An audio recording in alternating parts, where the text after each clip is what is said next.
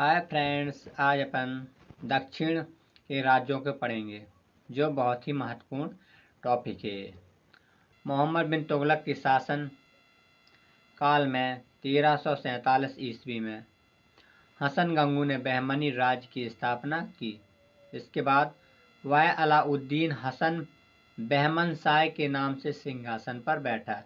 इसके बाद गुलबर्गा अपनी राजधानी तथा राजभाषा मराठी थी। इसने अपने साम्राज्य को 4 प्रांतों में गुलबर्गा, दौलताबाद, बरार एवं बीदर में बांटा। इसके बाद अलाउद्दीन हसन के पश्चात उसका पुत्र मोहम्मद शाह प्रथम सुल्तान बना। इसके काल में ही सबसे पहले बारूद का प्रयोग हुआ हरिहर बुक्का के विरुद्ध। इसके बाद फिर इस वंश का महानतम शासक फिरोज शाह था। फिरोज शाह बड़ा योग्य, न्यायप्रिय, विद्यानुरागी एवं आश्रयदाता था। 15वीं शताब्दी के उत्तरार्ध में बहमनी राज्य टूटकर 5 राज्यों में बढ़ गया। अहमदनगर, गोलकुंडा, बीजापुर, बरार और बीदर में बढ़ गया। इसके बाद फिर विजयनगर साम्राज्य के बारे में पढ़ेंगे। जैसे विजयनगर साम्राज्य की स्थापना 1336 ईस्वी में हरिहर एवं बुक्का नामक 2 भाइयों ने की थी। विजयनगर साम्राज्य का शाब्दिक अर्थ होता है जीत का शहर। विजयनगर साम्राज्य का मतलब हरिहर एवं बुक्का ने अपने पिता संगम के नाम पर संगम राजवंश की स्थापना की। विजयनगर साम्राज्य की राजधानी हम्पी थी।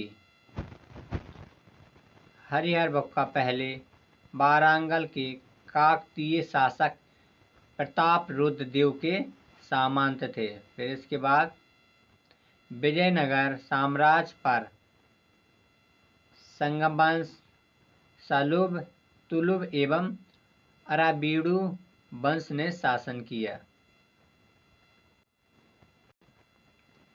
इटली का यात्री निकोलो कांटी विजयनगर की यात्रा पर देवराय प्रथम के शासनकाल में आया। इसके बाद संगम वंश का सबसे प्रतापी राजा देवराय द्वितीय था।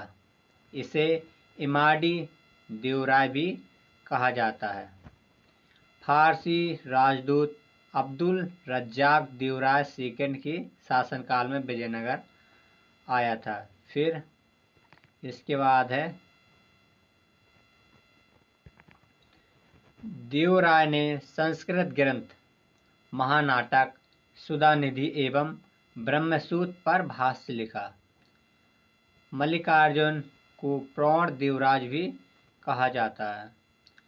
सालुब नरसिंह ने विजयनगर में दूसरे राजवंश सालुब वंश की स्थापना की, जो 1485 से 1506 तक रहा।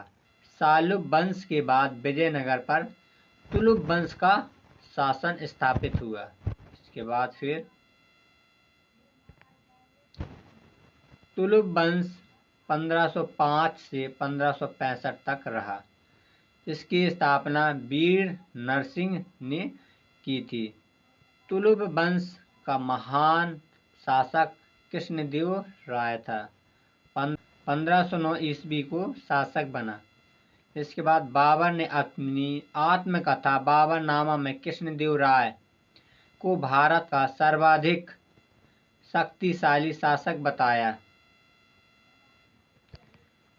देवकृष्ण राय के समय पुर्तगाली यात्री डोमिंगोस पायस विजयनगर आया। इसके बाद कृष्णदेव राय के दरबार में तेलुगु साहित्य के 8 सर्वश्रेष्ठ कवि रहते थे, जिसे अष्टदिग्गज कहते हैं। इसके बाद कृष्णदेव के शासनकाल में तेलुगु साहित्य का क्लासिक युग कहा जाता है। जैसे ये बीदर का किला बना हुआ है। इसके बाद जे रथ हम्पी बना हुआ है। इसके बाद फिर गोलकुंडा का किला ये बना हुआ है। इसके बाद गोल गुम्बद बीजापुर का ये किला बना हुआ है। फिर इसके बाद है दौलताबाद का किला। के बाद विजयनगर साम्राज्य यहाँ पर फैला हुआ था तथा जो बहमनी राज्य था वो इतने में फैला हुआ था, जो येलो कलर का है, और रेड कलर के में विजयनगर साम्राज्य फैला हुआ था। इसके बाद फिर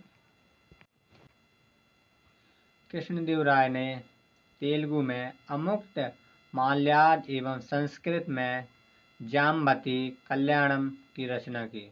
कृष्णदेव राय ने। इसके बाद पांडुरंग महात्मन की रचना तेनाली रामकृष्ण ने की थी। इसके बाद नागलपुर नामक नए नगर हजारा एवं विठल स्वामी मंदिर का निर्माण कृष्णदेव राय ने करवाया। कृष्णदेव राय की मृत्यु 1529 ईस्वी को हो गई थी। कृष्णदेव राय ने आंध्र भोज, अभिनव भोज, आंध्र पितामह आदि उपाधि धारण की। तुलु वंश का अंतिम शासक सदाशिव था। राक्षसी तंगड़ी एवं तालीकोटा या बन्नीहट्टी का युद्ध 23 जनवरी 1565 में हुआ था। इस युद्ध में विजयनगर का पतन हो गया। इसके बाद फिर तालीकोटा के युद्ध में विजयनगर का नेतृत्व राम राय कर रहा था। इसके बाद विजयनगर की मुद्रा जो थी वो पैगोड़ा थी तथा बहमनी राज्य की जो मुद्रा थी वो हूण थी। ये कुछ महत्वपूर्ण प्रश्न थे जो हर परीक्षा की दृष्टि से बहुत ही महत्वपूर्ण है। थैंक्स।